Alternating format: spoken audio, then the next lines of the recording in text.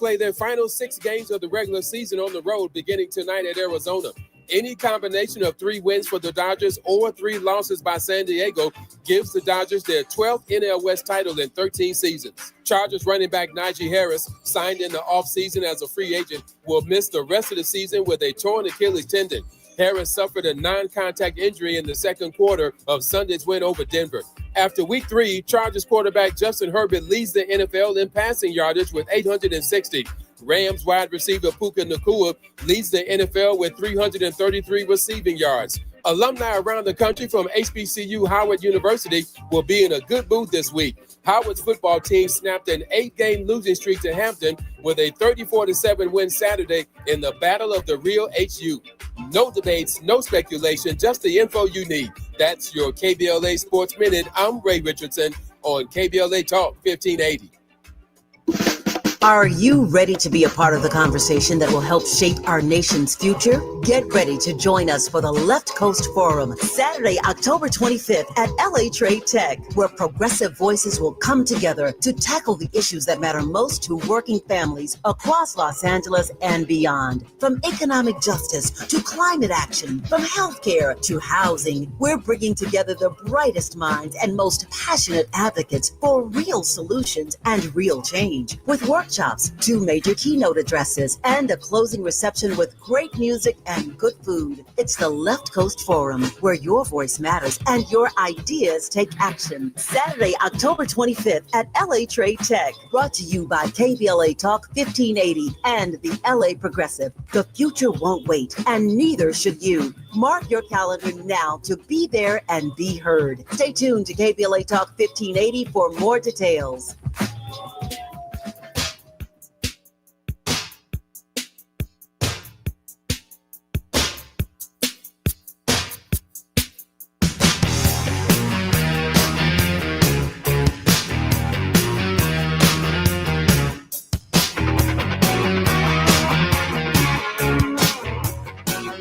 I'm Tavis, Smiley. Glad to have you with us in this third and final hour of our program today. 2 conversations in this hour.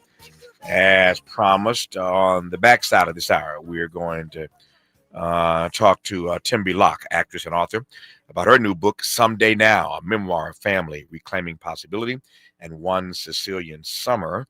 We'll do that on the backside. We commence this hour, as promised, in conversation with our friend and brother, the former Homeland Security Secretary, Jeh Johnson. Secretary Johnson, how are you, sir?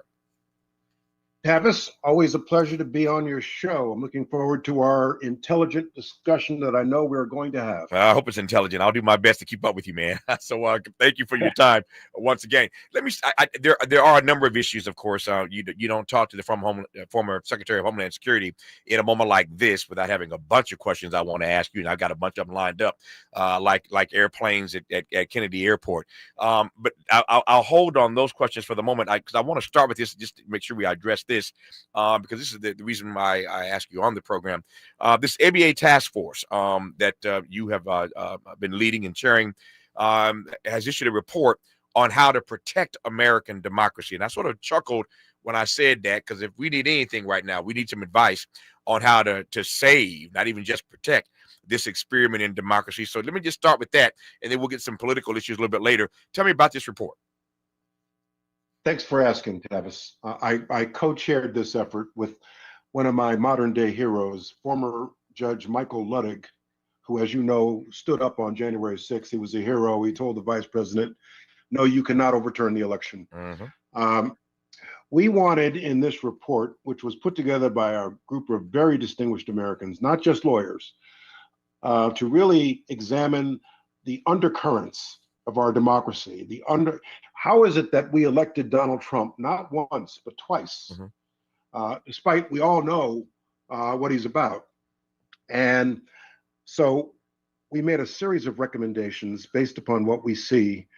One was to rededicate America to civics education in high school education, mm-hmm. and we believe that it is necessary to re-incentivize political behavior among our elected representatives with, for example, open nonpartisan primaries, citizen redistricting committees. Right now with gerrymandering, you have a system where the politicians pick their voters Mhm. versus the voters picking their politicians. But most important, a system where members of people who want to be in Congress run in an open primary, not a partisan primary. As you know, Tavis, something like 400 of the 435 seats in Congress right now are safe seats, Mhm. and only about 30 or 35 of those are genuine swing districts. And so we believe it's important to make our elected representatives more accountable to the political center and not the political extremes. And there's a good track record of this in certain states that have tried open primaries.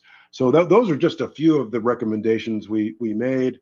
There are a series of about 12 or 14 of them. It was a 2-year effort, Right. and I'm glad we finally got it done. I wanted the recommendations to resonate a year from now, 5 years from now, not just, sort of crisis of the week, if you know what I mean. Yep.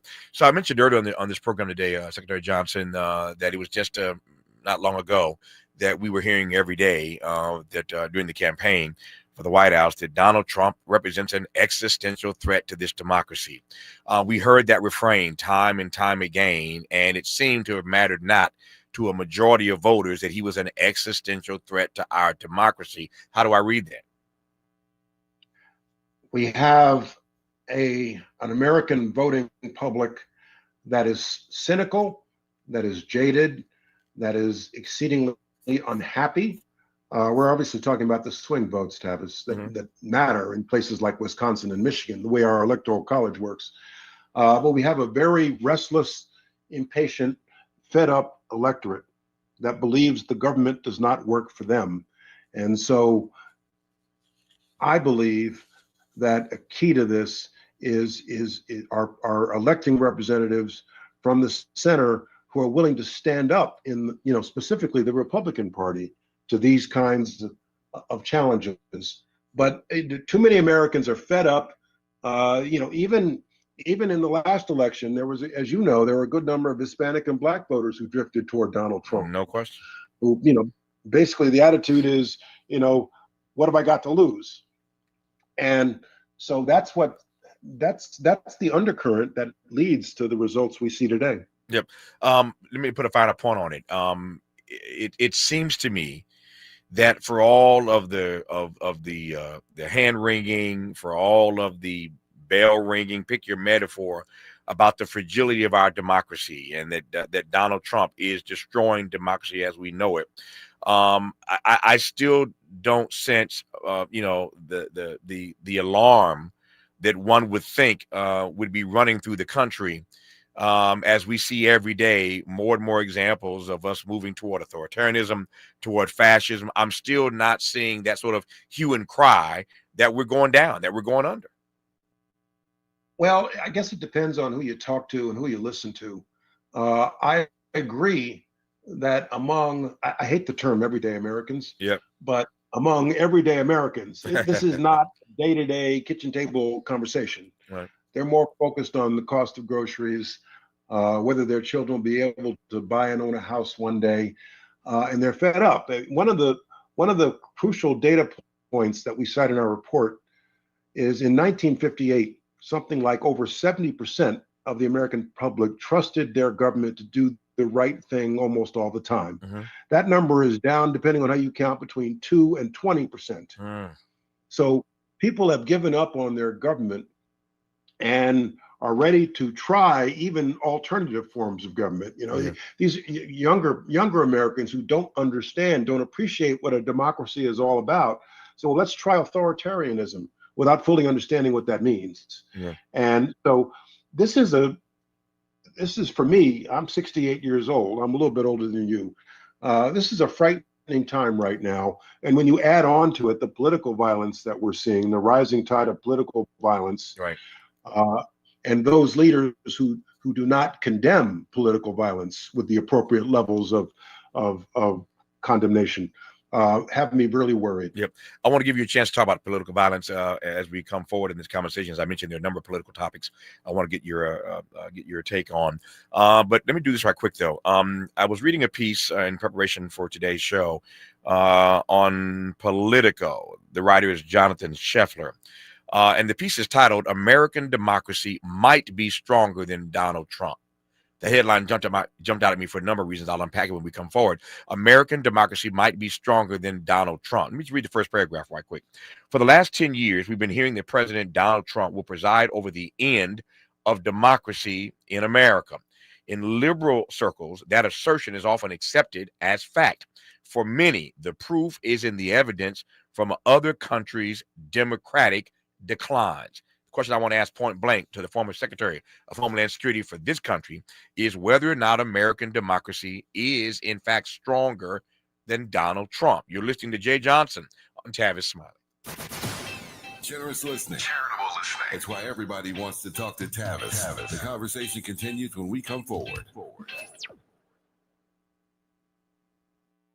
Make a move into a home of your own. With City National Bank's Ladder Up Home Loan Grant, you could receive up to $20,000 that you never need to pay back. Use it toward your down payment, save on closing costs, or to buy down your mortgage rate. Find out more at cnb.com/ladderuphome. City National, here for every stage of the journey. Property must be in a qualifying market in California, New York, or New Jersey. Additional terms and conditions apply. Not all applicants will qualify. Terms are subject to change without notice. City National Bank is an equal housing lender. Member FDIC. NMLS number 536994. Hey, KBLA 1580 delegation, your health matters to us. We know that information is power, especially when it comes to prevention and treatment. That's why we're proud to introduce the brand new KBLA Health and Wellness Hub. This online space is built just for you, connecting our community to trusted health resources, culturally relevant care, and even access to diverse clinical trials and emerging therapies. Whether you're looking for information on common conditions, mental health support, or just want to stay on top of your wellness journey, we got you. And the best part, it's all on our website at kbla1580.com. Accessible, empowering, community-focused. So just go to kbla1580.com and click on the Health and Wellness Hub icon, because knowledge is power and your health is everything. At KBLA Talk 1580, we've got your black.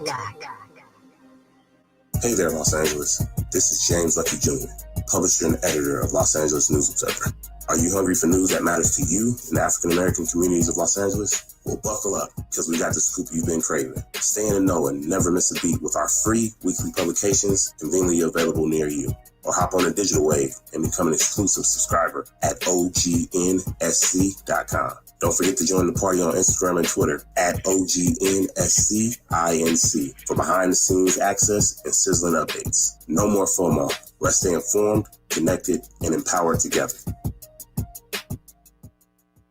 Time is up. The IRS is in full collection mode for 2025, issuing liens, levies, and garnishments to anyone who has a past tax debt or unfiled tax returns. Don't wait till it's too late. Your paycheck and bank accounts are at risk of being seized. Call now and stop the collection process today. If you're living check to check, no matter how much you're making, you still may qualify for the Fresh Start programs offered by the IRS to reduce or even eliminate your tax debt. It's just a 5-minute call to get your options, and it's free. If you owe back taxes, have years of unfiled tax returns, under audit, have a wage or bank levy, or finally just want to sleep better, business or personal, call the experts at Republic Tax Relief while there's still time. A+ rated by the Better Business Bureau, and tough. This veteran-owned company has the fight you need to take on the IRS. Don't go at it alone. The call is free. Call their hotline number now, 800-260-3330. That's 800-260-3330. Find out if you qualify today, 800-260-3330, or go to republictaxrelief.com. Freedom is an endless meeting. So let's get back to it with Tavis Smiley. Tavis Smiley, former Secretary of Homeland Security, Jeh Johnson, during the Obama era. Honored to have him on this program. So Jonathan Scheffler is right in this piece that he's written for Politico, Secretary Johnson. For the last 10 years, we've been hearing that President Donald Trump will preside over the end of democracy in America. In liberal circles, that assertion is often accepted as fact. For many, the proof is in the evidence from other countries' democratic declines, close quote. That's the first paragraph in this article that Jonathan's written for Politico. The title, once again, is called American Democracy Might Be Stronger Than Donald Trump. That word might jumped out at me. Even Jonathan isn't certain that it is, that American democracy is, in fact, stronger than Donald Trump. It might be.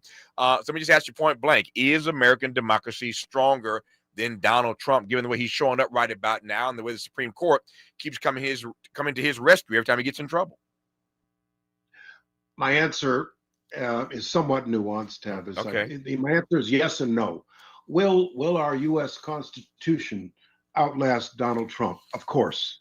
Will the concept of president appointing the Supreme Court having the ability to declare a law unconstitutional? Of course. All of those things. Term limits, of course.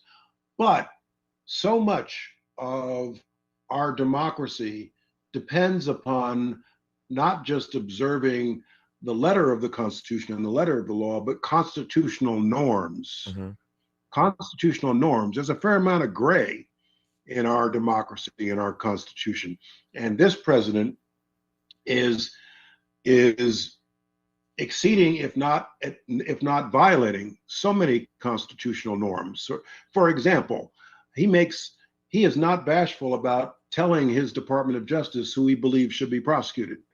It has been a norm that presidents do not become involved in advocating or discouraging individual criminal prosecutions by their Department of Justice.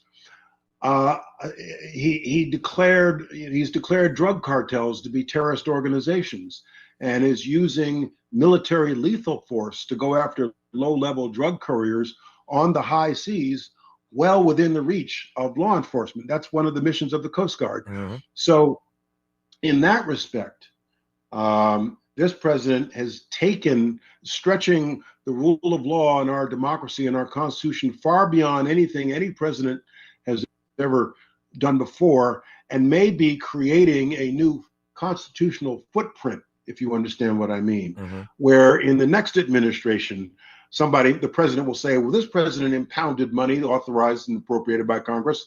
Why can't I? So we're going to need a return to normalcy in 3.5 years. See, and my read of that, not to interrupt, my read of that is that there is no retreat in this regard. Here's what I mean. I said it before on this program. We talked earlier on today's program about democracy in retreat around the globe. Indeed it is. But with regard to presidential power, I don't see a retreat on this. Whatever one thinks of Donald Trump, he is doing a yeoman's job of pulling more power into the executive branch. He's doing that with the support and the stamp, the approval of the U.S. Supreme Court, and frankly, the timidity and the silence of the legislative branch. So the judicial branch is giving him everything he wants.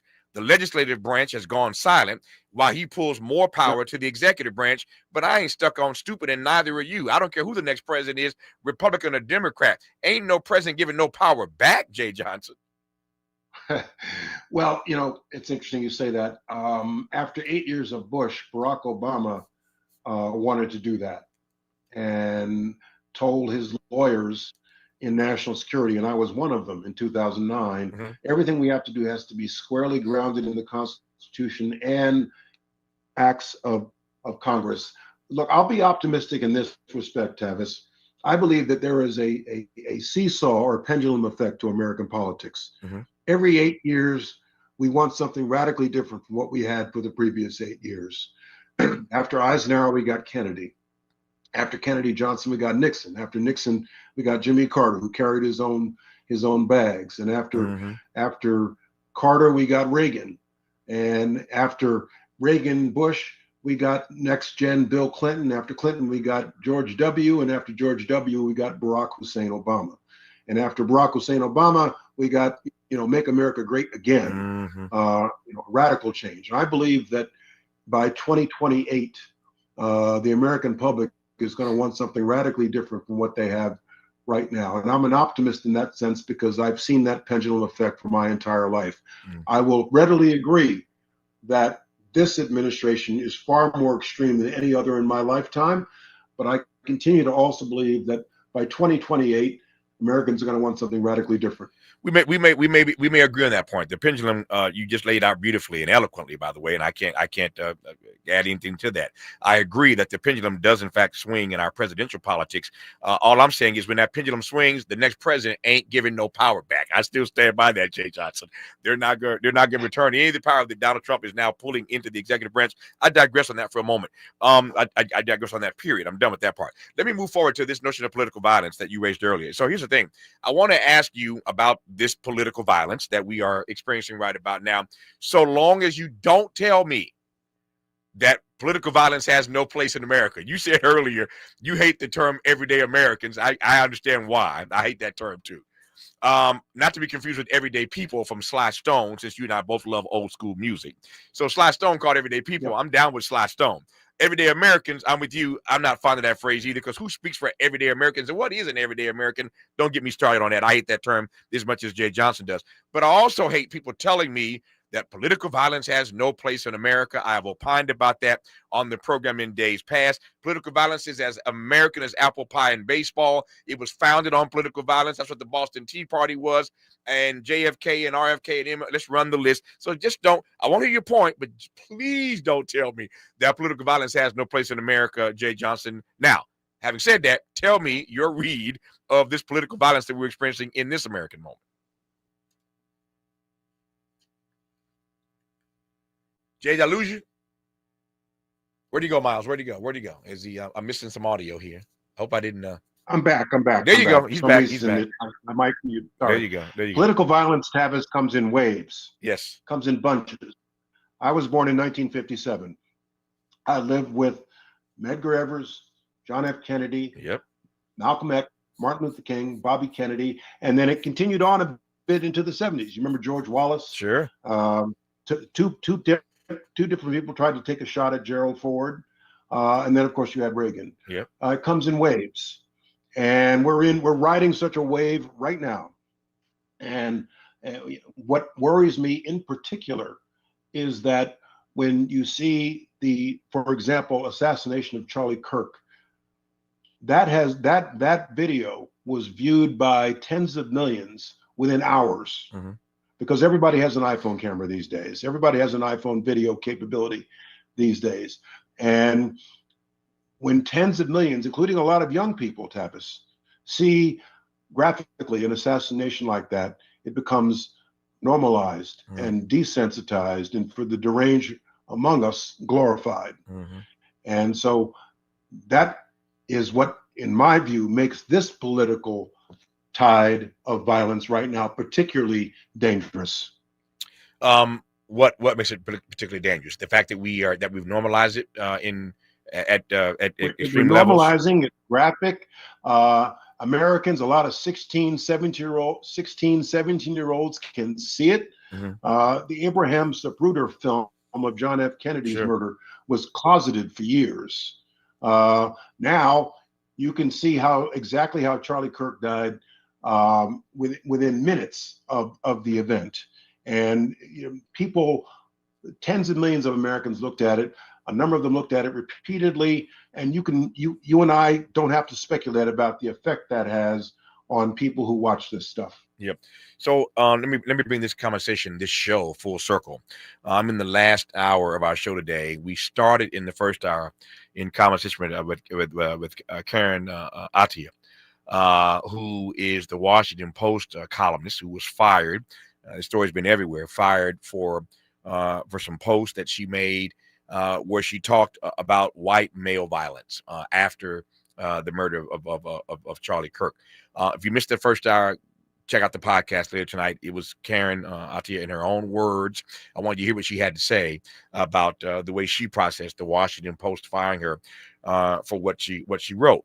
It was a powerful conversation. So check out the podcast.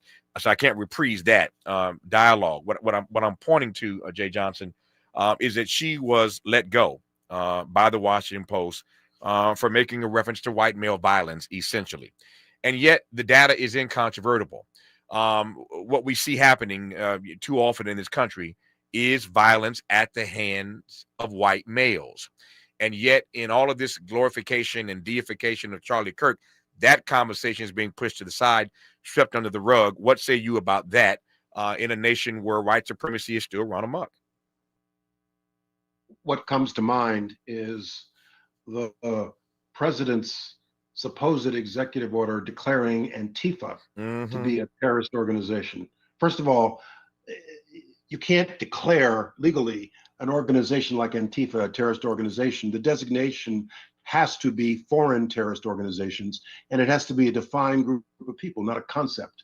And so this president seems to want to villainize people on the far left, like Antifa, like big city black mayors in blue cities, who he claims needs to have the National Guard sent in. And so, we're in a period where our president wants to demonize far too often people of color, people on the left. I mean, he said it out in open at Charlie Kirk's funeral. I hate my enemy. Yeah. I mean, he makes no apologies about that. What politician in America, what president in America in our history would have ever dared say such a thing? And so I guess my bottom line for all of this is the next three and a third year, we're in for a long ride, my friend. Yeah. So long as we don't have this conversation about domestic terrorism, what happens? I mean, if we keep ignoring this, putting our heads in the sands, and not talking about domestic terrorism, what's your read of what the future looks like? Well, the principal source now of terrorism in the United States is domestic based. It used to be an AQ affiliate, an Al Qaeda affiliate inspired from Yemen or Afghanistan or Pakistan that tried to come to this country. Now it's domestic based, and far too often it's far right extremism. That's been the emerging trend. Yeah. I'm just concerned that it gets far worse before it gets better. That's my fear. Well, that's my fear too. Yeah. That is my fear too. It's becoming normalized. Yeah. And glorified, and not condemned enough. Yeah. Nope. I concur, and I'll leave it there for the moment. Although that is a depressing note on which to end. You know what, Tavis? Sure. We've been through worse. We've been through worse. Yeah. So I remain an optimist. I still believe in that pendulum theory. Yeah. Let me close as I always do. How's the radio show? Oh, thank you for asking. WBGO, all things soul. Once a month on Saturday mornings. I've had some great guests. I've got some great guests coming up for the remainder of the year. Look for my show. The next one will be mid-October. I have a lot of fun with it, Tavis. It's a labor of love and a hobby for me. I love my 60s, 70s classic soul playlist, and I mix it up with some interesting conversation. So thank you for asking. And I hope your listeners will take the time to tune in 8 to 10 a.m. Saturday morning, WBGO, once a month. There you go. I always ask him how the radio show is going. He's not just a brilliant lawyer and the former Secretary of Homeland Security. He's a DJ, and he spins his own records. Loves some classic soul, and I always want to make sure that he's still doing that and having fun at it. Secretary Johnson, good to have you on. All the best to you. We'll talk again, sir. Thank you, sir. Good to have you on. More of Tavis Smiley when we come forward. Why does Tavis say when we come forward? Because he's not going back. And you don't have to go back either. Forward ever, backward never. More of Tavis Smiley when we come forward.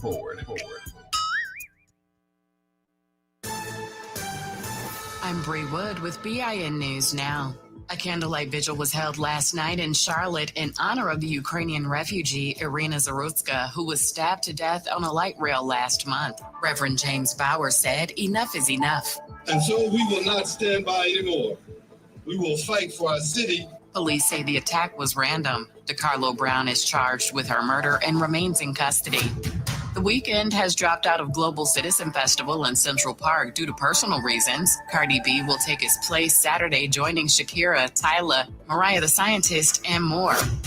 And DC Mayor Muriel Bowser wants the city to host the 2031 Super Bowl. She says the new Commander Stadium, opening in 2030, and hosting the NFL Draft in 2027 makes it possible and key to boosting the local economy. Get BIN News Now on demand 24/7 on the iHeartRadio app. The Crohn's and Colitis Foundation has been at the forefront of inflammatory bowel disease research and care for over 50 years. Learn more about research, education, and support at Crohn'sColitisFoundation.org. This is the KBLA Sports Minute with Ray Richardson. The Dodgers play their final 6 games of the regular season on the road beginning tonight at Arizona. Any combination of 3 wins for the Dodgers or 3 losses by San Diego gives the Dodgers their 12th NL West title in 13 seasons. Chargers running back Najee Harris, signed in the offseason as a free agent, will miss the rest of the season with a torn Achilles tendon. Harris suffered a non-contact injury in the second quarter of Sunday's win over Denver. After week 3, Chargers quarterback Justin Herbert leads the NFL in passing yardage with 860.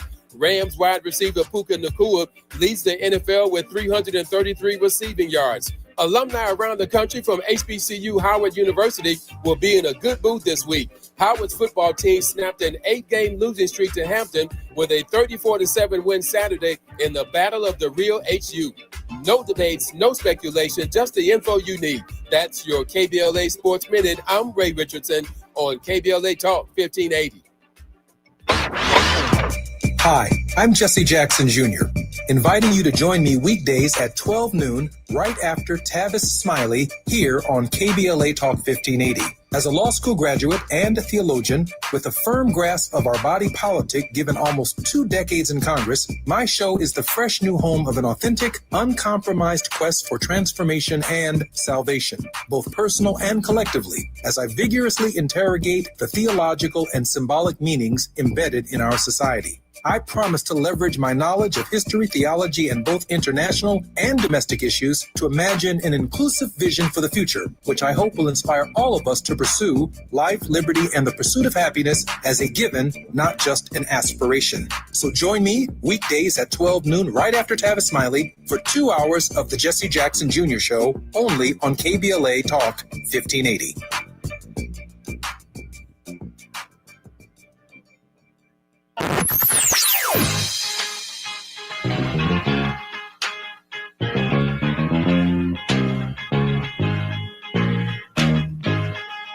This is KBLA Talk 1580. Talk radio. That's music to your ears.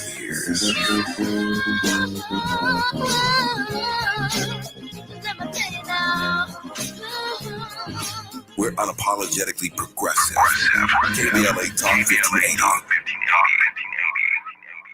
Right now, there are young people across the world facing a tough choice: continue their dream of education or drop out to help their family put food on the table. You can help change their future in a single moment. See how far your support can go at unbound.org. Paid for by government.com. Did you know the United States Mint has issued a new Morgan silver dollar coin in proof condition for the first time? Not only that, they are also minted in 99.9% pure silver for the first time ever in history. Coin experts are calling this an amazing opportunity for anyone that knows the enduring popularity of Morgans. But you must hurry. Only 400,000 of these legal tender silver dollars were issued. These first ever Morgan silver dollars are brand new with stunning mirror-like finish, minted by the iconic San Francisco Mint. Call now and you're guaranteed a new first ever 99.9% pure silver proof Morgan dollar. To learn more, call 1-800-973-9717. If you order now, you will receive a free coin collector bonus pack, a $25 value, free with every order. Call 1-800-973-9717 now to secure your new Morgan silver dollars before they are gone. That's 1-800-973-9717. Is reviewing life insurance on your to-do list? Now's the perfect time to add it.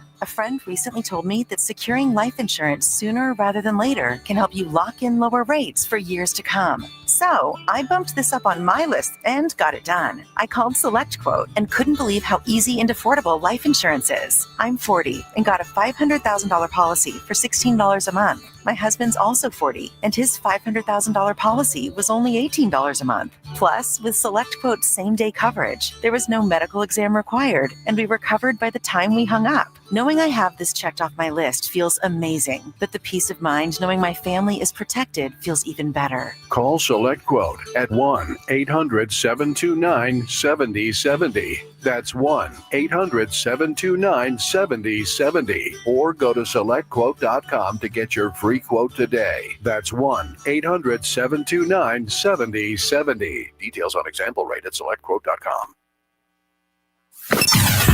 Sometimes he fails at fitting in, but we're okay with that. You're inside the Tavis Smiley Show. You are indeed in the final half hour of today's program. We thank Secretary Jeh Johnson for that dialogue moments ago. Now, how do you turn the trauma of empty nesting into the joy of re-nesting? Actress and author Tembi Locke addresses that in her book, Someday Now, a Memoir of Family, Reclaiming Possibility, and One Sicilian Summer. This is an audiobook, so I can actually bring you some sound. Take a listen. There'd be unfinished business if there were whole parts of our lives that we kept from one another. If we didn't do this trip together, Sicily would remain the last frontier in our efforts to blend and fashion ourselves into a whole family unit. To choose one another with our different backgrounds, our histories and hurts, and our understandings of what was possible in a family, we needed Sicily. All right, Tembi Locke, tell me about Someday Now, a Memoir of Family, Reclaiming Possibility, and One Sicilian Summer. I'm so happy to be with you. Thank you, Tavis. This book is really an audiobook from my heart. Mm-hmm. It is a fully immersive ride-along experience. As the clip sort of suggests, it is this moment when my daughter was about to leave the nest, go off to college, and I sort of was really asking the big questions. What comes next? What's our relationships going to be like? What's the family dynamic going to be like? And so this book uses the premise of a family trip to sort of unpack all of that. And it gets the sounds of a familiar place. And I had such a joy writing it, recording all the sounds for it. And I'm excited to share it. Tell me about the characters, Tembi. Well, the protagonist, so if you know From Scratch, which is the book, my memoir before this, the characters are myself, my daughter, and now in Someday Now, it's my new husband, Robert.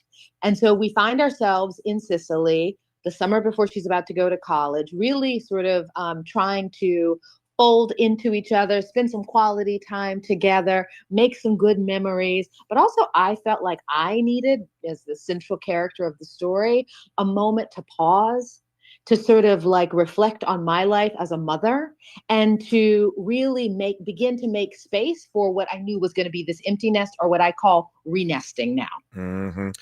Why Sicily? I was fascinated by that. Well, Sicily, because I just have a lot of personal history there. My first husband, my late husband, was from Sicily. It's a place we went to with my daughter to see her grandparents and her family for many, many summers. So it was both familiar, but we also did it in a different way because this was the last summer of her childhood, if you will. I'm bouncing around here. Let me jump from inside the book to back outside the book and ask you a personal question. How did you navigate the empty nesting?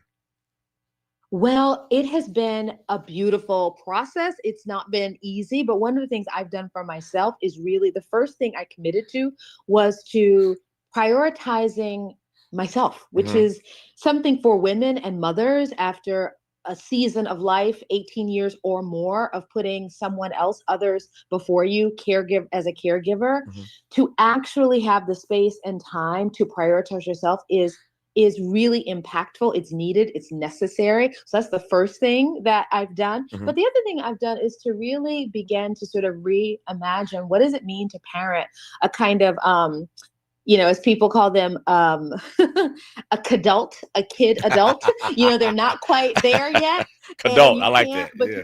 Right? You can't hold on to them really tight and sort of like tell them what to do because they know all the things and they're as grown as they have ever been.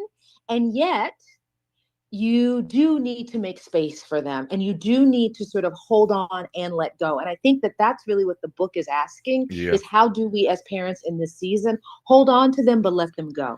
That's a great point. Holding on and letting go. So here's a funny story. So I literally just the other day ran into a friend of mine. Her name is Tammy. She and her husband have a daughter who is now a student at Howard University. And I was asking Tammy how she was dealing with the empty nesting. And she said, it's really, really difficult. It's really, really tough. She said, but I figured something out. I said, what have you figured out? She said, I was calling my daughter every day, and she seemed to be annoyed by me calling her every day. And she said, a friend of mine told me, speaking of empty nesting rules, that if I called my daughter less, she'd call me more. And she said, so she said, so I have taken to calling her less. I said, and is it working? She said, it actually is. I'm so excited that she's calling me more now that I'm calling her less. So it sounds like I don't have this experience, but it sounds like there are some rules of empty nesting, Tembi. There are, and I would say, that is one of them. Before your child leaves home, or even if they stay home but go to college locally, what you need to do is kind of say to you, I see that you're in a new phase of life, and we need to establish a new communication cadence. So that is, with my daughter, it's like, let's check in every Sunday, like we did when you were little, and we'd have pancake breakfast on Sunday. Let's just make that time our check-in time, and we do a FaceTime. And during the week, we'll text. How does that feel to you? And I think when you begin to talk to your child as if they are the adult they are becoming, that then you make space to sort of like establish new ground rules for what works for both of you. So that's one of the things we've done. And then when they come home, which they do for breaks and holidays, then you have to renegotiate all over again, because they're back in their childhood home. But you have to remind them, this is not a dorm room. Yeah. I am not your roommate. I'm sorry. I do actually wonder where you are at 1 a.m. So that becomes a whole new set of negotiating. But I think that the season of renesting is fundamentally this reshaping and renegotiating and reimagining of how you want to be in relation with this adult this becoming adult in your life. And there's a lot of nuance in it. And I think that we haven't stopped to really talk about that or think about that before, in a way. But I think we want close relationships with our kids, and we want the best for them. It's in our best interest to do it. This might sound strange, but how much of renesting is really about you and not about her? You know what? First of all, it has to begin with me, because I created the nest. Right. In some ways, I am the driver in it. I'm the more seasoned. I'm the adult, the full adult in the situation. And a lot of the renesting is renesting into yourself as a mother. It's thinking about all the things that maybe you were interested in before you were a parent, and, had to get sidelined because of school, soccer, whatever, growing up to hear, this, that, and the other. And now you have a time to return to that. So some of it really is about taking care and turning into yourself and renesting into yourself, reimagining your relationship with your partner. But simultaneously, I want to point out that the children who do leave home and the ones who stay home, they are renesting too, because certainly if they go off to college, they are now living on a dorm room floor with people they don't know, and they are forming their own little college nest there and learning how to live with others outside of the home. So actually, I would argue that both people are involved in this process, that it works in both directions. But definitely as a parent, this is a season to really circle back to yourself. Yep. So how would you define or describe the autobiographical nature of this new book, Someday Now, versus the creative writing that you did beyond your own connections to places like Sicily? Yes. Well, Someday Now is definitely, first and foremost, it is a memoir. So I am, pulling from my own lived experience, the people closest to me in my life. And I'm really kind of walking the listener, in this case, through this summer, through my lens, right? And through all the things that both excite me, scare me. I sort of really invite the listener to lean in, is almost as if I'm telling the story to a girlfriend. Mhm. And it's like, come with me, let's listen to this, let's take this summer trip together. And I think there's an intimacy to that I like in memoir. It's something that me as a reader and as a listener, I love first person stories. I love to hear the things that people have been through and how they got through them. And yes, in my other creative work, certainly in my work on screen as an actor, that's Sure. all been fiction.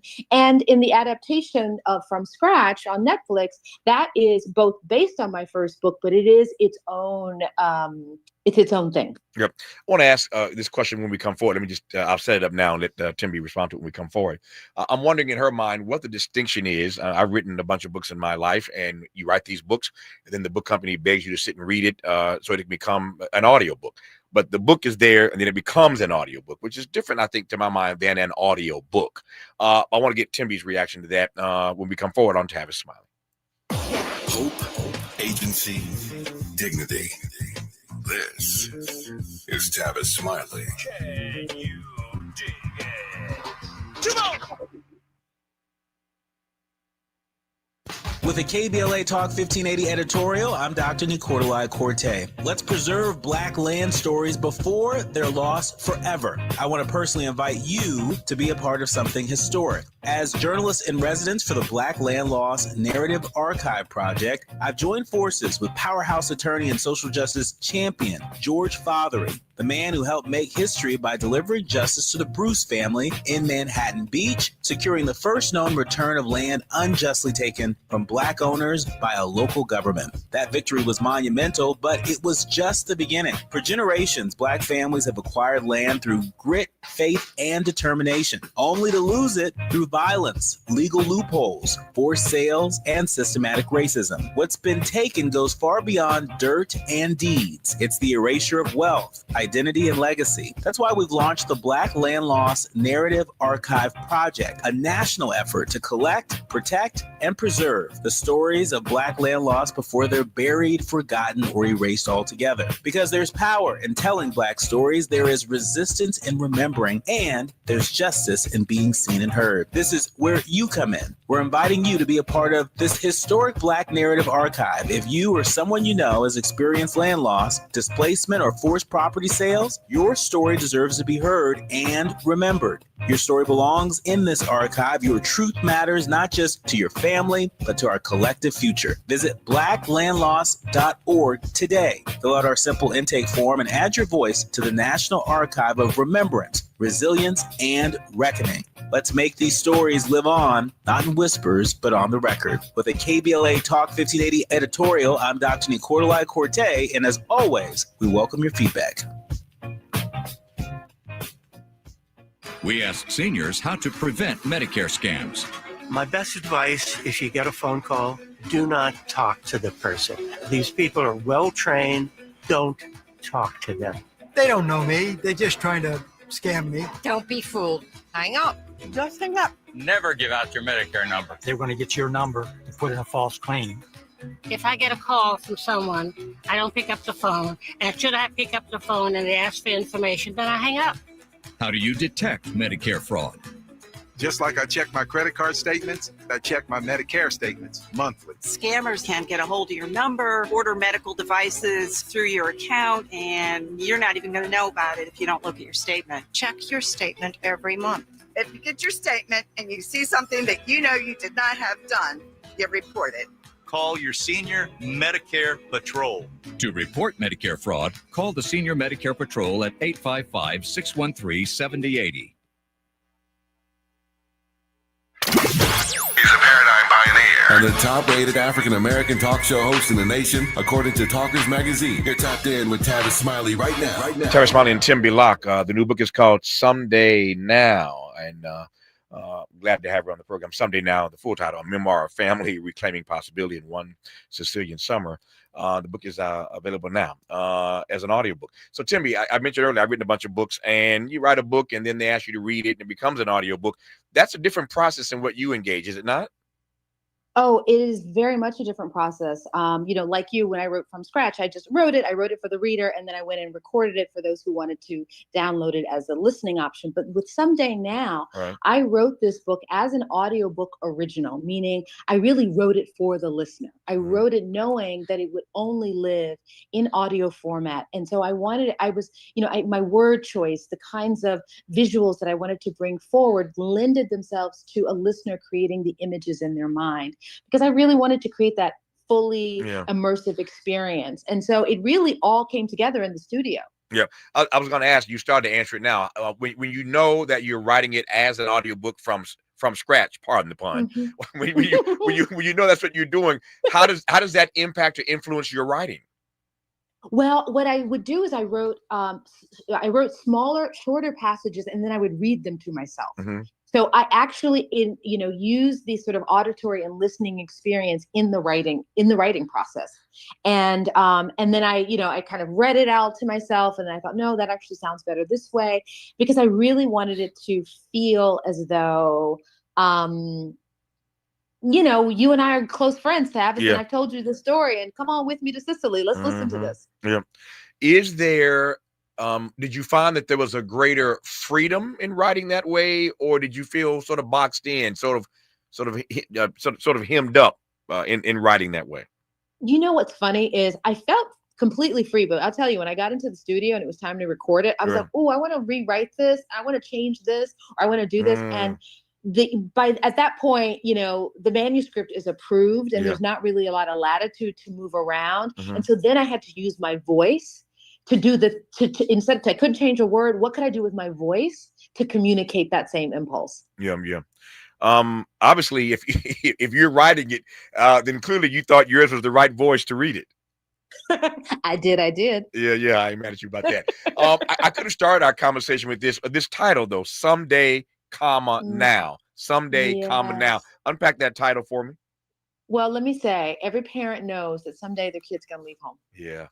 And then that day comes, and you are not ready. You can't be ready. It's just, you're there. You think you're ready. You're kind of ready, but it is a goodbye as much as it is a hello to a new phase. So that imparted in the title is that realization that you've arrived at that particular now. But the other part in the title is that there are many things that I said, oh, someday when she's older, I will. And now that moment is here when I can do that. So it has a double meaning. Yep. When we come forward in our remaining moments with Tembi Locke, there is a list of tips that she has for how to handle the transition to empty nesting. We'll run through some of those tips with Tembi Locke on Tavis Smiley. What's your quarrel with the world? You're listening to Tavis Smiley. Are you ready to be a part of the conversation that will help shape our nation's future? Get ready to join us for the Left Coast Forum, Saturday, October 25th at LA Trade Tech, where progressive voices will come together to tackle the issues that matter most to working families across Los Angeles and beyond. From economic justice to climate action, from healthcare to housing, we're bringing together the brightest minds and most passionate advocates for real solutions and real change. With workshops, 2 major keynote addresses, and a closing reception with great music and good food. It's the Left Coast Forum, where your voice matters and your ideas take action. Saturday, October 25th at LA Trade Tech. Brought to you by KBLA Talk 1580 and the LA Progressive. The future won't wait, and neither should you. Mark your calendar now to be there and be heard. Stay tuned to KBLA Talk 1580 for more details. See website for details. Bills Happen is not a lender and does not make credit decisions. Hey, bills happen. So when you need extra cash fast, go to billshappen.com. Have you been turned down? Are your credit cards maxed out? Do you have bad credit? Go to billshappen.com. All you need is a job and a checking account. You can find a lender and get up to $5,000 cash as early as tomorrow at billshappen.com. BillsHappen.com is the smart way to get a personal lender now. So if you need extra money for car repairs, medical bills, family emergencies, whatever you need cash for, go to BillsHappen.com and you can get the money you need as soon as the next day, up to $5,000. At BillsHappen.com, our process is safe, secure, and all online. No one to deal with in person. And Bills Happen does not charge you any fees to use our service. It's easy. When you need a lender, just remember, when bills happen, go to BillsHappen.com. BillsHappen.com for the cash you need now. BillsHappen.com. If you're like me, 60 and retired, making ends meet, especially here at the supermarket and drugstore, is tough. I'm so blessed to have found benefitscheckup.org. It's a free and confidential website from the National Council on Aging that connected me to $1,200 a year in programs that help pay for food, medicine, utilities, and more. Maybe it can help you. benefitscheckup.org. You know where you want to go in life, and City National Bank can help. City National knows the dedication it takes to build your vision for the future into a reality, and our team is here for you. We have a wide range of options to help, from personal savings accounts to interest-bearing money market savings accounts and more, all designed to help you get where you want to go. City National, here for every stage of the journey. Learn more at cnb.com. City National Bank is a subsidiary of Royal Bank of Canada, member FDIC. Progressive knows you've got enough to worry about in life. Hi, it's your life again. Feel like another year is just slipping away. Yeah, remember all those New Year's resolutions you made? You still haven't finished the first book. Just 19 more to go. I mean, if we're being honest, it wasn't a very realistic goal. Have you ever considered that you intentionally self-sabotage? So what's that about? So let Progressive protect your home and auto, because you've got enough to worry about. Progressive Casualty Insurance Company affiliates and other insurers not available in all states. With Robinhood, not only can you trade individual stocks and ETFs, you can also seamlessly buy and sell crypto at low costs. Trade all in one place. Get started now on Robinhood. Trading crypto involves significant risk. Crypto trading is offered through an account with Robinhood Crypto LLC. Robinhood Crypto is licensed to engage in virtual currency business activity by the New York State Department of Financial Services. Crypto held through Robinhood Crypto is not FDIC insured or SIPC protected. Investing involves risk, including loss of principal. Securities trading is offered through an account with Robinhood Financial LLC, member SIPC, a registered broker-dealer. Freedom is an endless meeting. So let's get back to it with Tavis Smiley. These roads evoked history. We were here to continue that connection. I was here to, hopefully, refashion and remake myself once again into what I didn't yet know. Still, I was excited to reconnect to joy and possibility.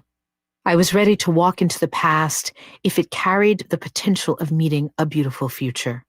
This place, I was hoping, just might show me the beauty of yet another second first. More audio from Someday Now, a memoir of family, reclaiming possibility in One Sicilian Summer, by our guest in this half hour, Tembi Locke. The book is available now, and the audio book, and I think you're going to like it. So, Timmy, I got 3 minutes left here. A quick 3 minutes. I want to just run through a couple of things, let you top line these, some of your tips for handling, if I can say it, the transition to empty nesting. You mentioned earlier establishing communications rituals before they leave. Say a word about don't let busyness prevent emotional processing. Yes, absolutely.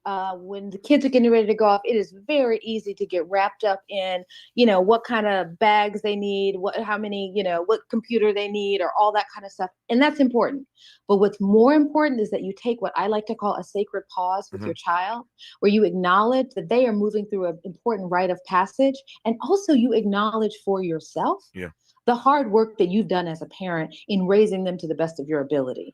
And I think that it's important not to skip past that and to make space for each person to sort of maybe express how they're feeling about it. You say I'm sorry. Finish your point. No, I think that's one of the really important is beginning that communication when you're saying, I'm making space to hear how you're feeling about this. Let me do 2 more right quick here in a minute and a half I have left. Talk to your friends who are going through the same situation. Yes, you need a community. Absolutely. Because everybody, you do not want to feel alone in this experience. So, find I have reconnected with friends that I hadn't been connected to for many years. And I also have leaned into the community of parents and friends that I made along the way. So that's very, very vital. Pre-plan your goodbye with your child. Yes, do not wait until you are saying goodbye at the dorm room to like have all the emotions. What we did was we did it the night before. Yep. We went out to dinner. I said all the things I needed to say, how proud I was of her. I had my tears. But when it came time that day at school, it was like, this is your time, honey. Go shine. I got time. And I didn't try to put all that on her. I got time for one more. Give yourself and everyone else some grace. Yes, because a lot of feelings are going to come up and you might not always be on the same page at the same time. But you know what? Just understand everybody's moving through something new. Yeah. And give grace and space. The book is called Someday Now, a memoir of family reclaiming possibility in One Sicilian Summer. I've enjoyed this conversation about empty nesting and re-nesting with the author of that book, Tembi Locke. Tembi, congratulations. Good to have you on the program. Thank you for your time. Oh, thank you. This has been such a pleasure. I love the show. Thank you, Tavis. Love having you on. Thank you, Tembi Locke. Just like that, 3 hours gone. Back here tomorrow, Lord willing, to do it all over again. Until tomorrow, thanks for tuning in to Tavis Smiley. And as always, keep the faith.